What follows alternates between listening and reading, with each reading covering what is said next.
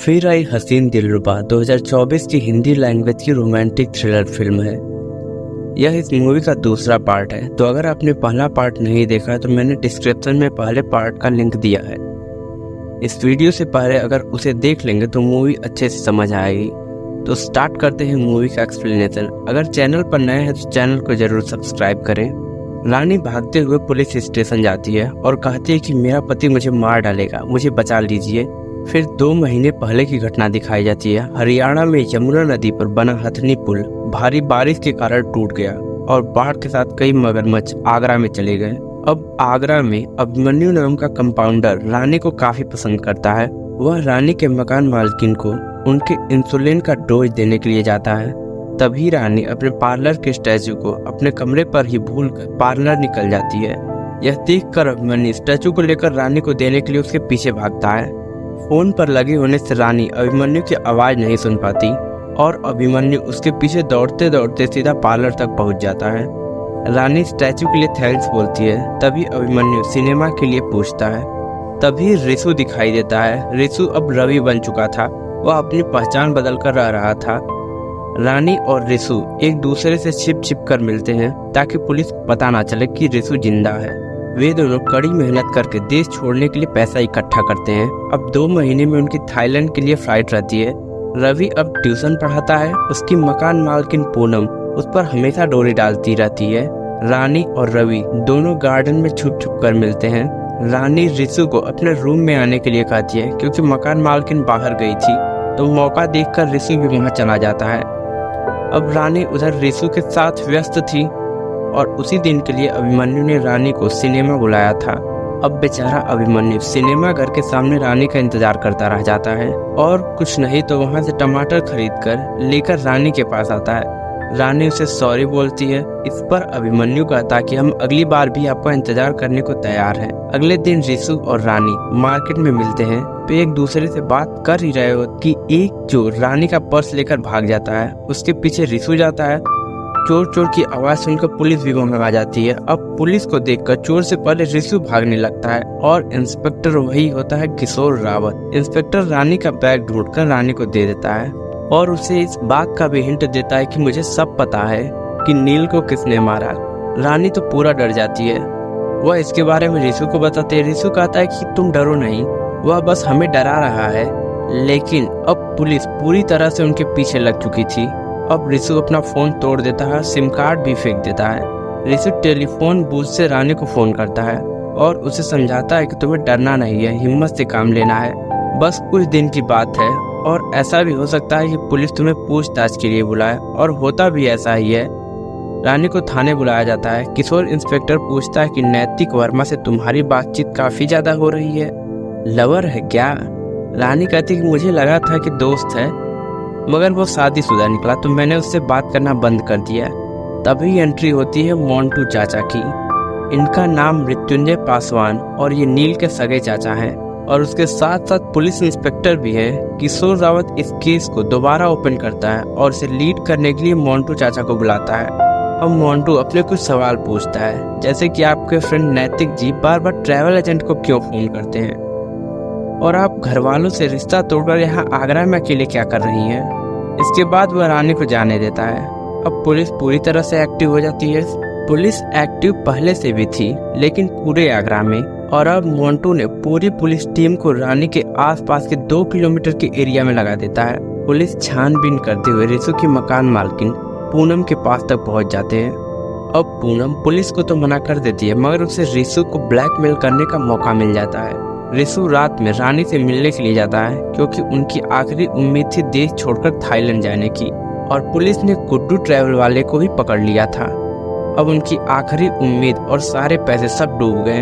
अब उन्हें समझ नहीं आता कि वे क्या करें। रिशु कहता है कि मैं सरेंडर कर दूंगा, सारा इल्जाम अपने सर ले लूंगा। रानी कहती है कि तुम ऐसा कुछ नहीं करोगे, मेरे पास एक आइडिया है। वह अभिमन्यु से शादी के लिए पूछती है और अभिमन्यु भी हाँ कर देता है। रानी रिशु से कहती है कि मोंटू चाचा हमारे पीछे पड़े हुए क्योंकि उन्हें लगता है कि हम दोनों साथ हैं। अगर मैं अभिमन्यु से शादी कर लूंगी तो वो हमारा पीछा छोड़ देंगे। हम दोनों को अपनी जान बचाने के लिए हमारा न मिलना ही सही रहेगा। रानी अभिमन्यु से शादी कर लेती है, लेकिन वह कहती है कि वह अभी रिशु को भूल नहीं पाई है। तो अभिमन्यु भी रानी पर अपना हक जमाने की कोशिश नहीं करता है, वह उसका वेट करता है। अभिमन्यु अपने बारे में बताता है कि बचपन में ही हमारे माँ बाप चल बसे, हमारे जीवन जीने का कोई कारण नहीं था। एक बार तो मैंने सुसाइड करने की भी कोशिश की और फिर मुझे दिखी आप, और तभी से आप मेरे जीवन जीने का कारण बन गई। और इधर पूनम को जब भी मौका मिलता वह पुलिस की धमकी देकर रिशु से चिपक जाती। वह कहती है कि मुझसे प्यार करो वरना मैं पुलिस को बता दूंगी। एक रात रानी शराब पीकर सब बक देती है और अभिमन्यु को भी पता चल जाता है कि रिशु जिंदा है। अब अगली सुबह को अभिमन्यु रानी के साथ रिशु से मिलता है। वह उन दोनों की मदद करने के लिए कहता है। अभिमन्यु कहता है कि जितना जल्दी हो सके यहाँ से निकल जाइए, मैं पासपोर्ट का इंतजाम कर दूंगा। वह रिशु को एक महफूज जगह पर छुपा देता है और कहता है कि 2 दिन में आपकी थाईलैंड की फ्लाइट है। पूनम रिशु का पीछा करते करते उसके पास जहां वह छुपा रहता है वहां तक पहुंच जाती है। रिशु पूनम को किसी तरह चुप कराकर वापस भेज देता है। अभिमन्यु रिशु के लिए खाना लेकर जाता है। रिशु बताता है कि हमारा पीछा करते हुए पूनम यहाँ तक आ गई थी, लेकिन हमने उसे समझा दिया है, वह किसी को कुछ नहीं बताएगी। लेकिन अभिमन्यु को लगता है कि वहाँ कोई और भी आया था और फिर वह रानी को अपने साथ नाव पर सैर कराने के लिए ले जाता है। वह नाव को मगरमच्छों के बीच ले जाता है जहाँ से भागने का कोई रास्ता ना हो, और फिर बताता है कि रिशु को हमारा सच पता चल गया था तो हमने उसे उसी कमरे में बंद कर दिया। लेकिन वह रानी को मारता नहीं, वह उसे घर लेकर आता है और अपने बारे में बताता है कि हमारे पिताजी को हमारे चाचा ने धोखा दिया, उनका पूरा बिजनेस हथिया लिया, तो हमने भी कोबरा सांप से डसवाकर उनके परिवार को ही खत्म कर दिया। आपने अपने जीवन में कसौली के कहर से काम लिया और मैंने कोबरा का इंतकाम। हम दोनों पंडित जी के फैन हैं, देखते हैं सबसे बड़ा फैन कौन है। और फिर सीन स्विच होता है और फिल्म के स्टार्ट का सीन दिखाया जाता है। रानी भागते हुए पुलिस स्टेशन जाती है और अपनी जान बचाने के लिए कहती है। मोंटू चाचा कहते हैं कि तुम तो पुलिस स्टेशन में हो, कौन तुम्हें मार डालेगा। रानी कहते हैं कि अभिमन्यु बहुत डेंजरस इंसान है, उसने अपने पूरे खानदान को मार डाला, वह रिशु को भी मार डालेगा। अब पुलिस अभिमन्यु और रिशु दोनों को ढूंढने लगती है, मगर दोनों ही अपने ठिकाने पर नहीं मिलते। लेकिन एक खबर मिलती है, किसी का मर्डर हुआ होता है। दरअसल वहाँ 2 डेड बॉडी होती है और डेड बॉडी के पास से मिले हुए सामान के आधार पर यह अभिमन्यु और पूनम थे। अब रानी को double murder of Poonam and Abhimanyu के सस्पेक्ट के तौर पर गिरफ्तार कर लिया जाता है।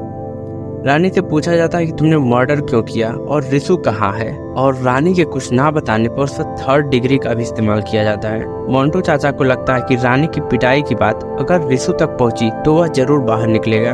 वह इस खबर को मीडिया में लीक कर देता है। इस बात की भनक पड़ते ही रिशु का एक वीडियो बाहर आ जाता है जिसमें वह कहता है कि ठीक 3 दिन बाद मैं रेलवे ब्रिज पर सरेंडर करूंगा, लेकिन तब तक रानी को कुछ नहीं होना चाहिए, वह मेरे पास ब्रिज पर अकेले चल के आनी चाहिए अपने पैरों पर। पुलिस अपनी तरफ से तैयारी में कोई कसर नहीं छोड़ती ताकि रिशु जब ब्रिज पर आए तो वहां से भाग ना सके। अब रिशु ब्रिज पर आता है और रानी रिशु के पास जाती है। इतने में पुलिस चारों तरफ से घेर लेती है उस ब्रिज को। पुलिस की टीम में से एक आदमी रानी और रिशु की तरफ आगे बढ़ने लगता है। यह अभिमन्यु था जो पुलिस की वर्दी में उनके बीच में खड़ा था। अब पुलिस ब्रिज पर आगे बढ़ती है और इधर रिशु अभिमन्यु की लड़ाई हो जाती है और इसी झड़प में रानी, रिशु और अभिमन्यु तीनों नदी में गिर जाते हैं और नदी में मगरमच्छ थे। तो उन लोगों को लगता है कि इनकी कहानी तो खत्म, लेकिन मोंटू जांच जारी रखता है और उसे कुछ सबूत मिलते हैं। वह बताता है कि रानी, रिशु और अभिमन्यु, इनकी मौत से सबसे ज्यादा फायदा इन्हीं को हुआ है। रानी तो पहले से ही जेल में थी, अभिमन्यु ने अपने परिवार को मार डाला और रिशु पर पहले से ही नील के मर्डर का आरोप है। तो अगर वे जिंदा भी होते तो जेल में होते। अभिमन्यु ने हर उस शख्स को रास्ते से हटा दिया जो उनकी सच्चाई जानते थे, जैसे कि लल्लन जिसने उसके परिवार को मारने में कोबरा को सप्लाई किया था, और पूनम जो रिशु की सच्चाई जानती थी। अभिमन्यु ने उन्हें जला दिया और अपने सामान को उनके पास रख दिया, लेकिन अभी भी उनके पास सवाल का जवाब नहीं था कि ब्रिज से नदी में गिरने के बाद उनका क्या हुआ। केस को बंद कर दिया जाता है। फिर दिखाया जाता है कि नदी में गिरने के बाद वहां से केवल रानी और अभिमन्यु बाहर निकले। वे अब हिमाचल प्रदेश में रहते हैं। मोंटू चाचा के पास एक किताब कोई भेजता है किताब का नाम था मगरमच्छ का शिकंजा। यह भी दिनेश पंडित की एक पुस्तक थी। इसमें वह तरीका बताया गया था जिसकी मदद से वह नदी से जिंदा बच निकले। रिशु और अभिमन्यु ने मगरमच्छों को दूर करने के लिए रेलवे ब्रिज से दूर मांस के टुकड़े डालने लगे, जिससे मगरमच्छ मांस खाने के लिए ब्रिज से दूर चले गए। इसीलिए रिशु ने अपने वीडियो में 3 दिन का टाइम मांगा था। और कहानी के अंत में हिमाचल प्रदेश 20 मार्च शाम 6 बजे तोता मैनर लवर्स पॉइंट आने के लिए लिखा गया था। रानी तोता मैनर लवर्स पॉइंट पर अभिमन्यु को भी बुलाती है और पहाड़ी पर खड़ी होकर अभिमन्यु को अपना गुनाह कबूल करने के लिए कहती है। अभिमन्यु कहता है कि उस दिन नदी में कूदने के बाद हम बाहर की तरफ आ रहे थे, तभी रिशु डूबने लगता है। जब मैं उसे बचाने के लिए गया तो वहाँ एक मगरमच्छ आ गया, तो मैंने उसका नकली हाथ उससे अलग करके उसे मगरमच्छ की तरफ फेंक दिया और तुम्हें लेकर बाहर आ गया। उसका कन्फेशन बगल में पुलिस भी खड़ी होकर सुन रही थी। रानी कहती है कि तुमने मुझे पाने के लिए रिशु को मार डाला, उसे मगरमच्छ के हवाले कर दिया, तो अब तुम्हारी सजा यही है कि तुम मुझे कभी पा नहीं सकोगे। और वह पहाड़ी से नीचे कूद जाती है। पुलिस अभिमन्यु को लल्लन, पूनम, रिशु और रानी सबके मर्डर के लिए गिरफ्तार कर लेती है, लेकिन पहाड़ी के नीचे पानी में रानी की लाश नहीं मिलती और रिशु भी उस दिन मरा नहीं था, वह भी जिंदा बच जाता है। यह रानी और रिशु का प्लान था। उन्होंने अपनी मर्डर का इल्जाम भी अभिमन्यु पर डाल दिया और रानी और रिशु दोनों दुनिया के सामने मरकर भी एक दूसरे से मिल जाते हैं। तो अगर आपको हमारा एक्सप्लेनेशन पसंद आया तो प्लीज चैनल को सब्सक्राइब करें, और अगर आपको किसी मूवी का एक्सप्लेनेशन चाहिए तो उसका नाम कमेंट में जरूर बताएं।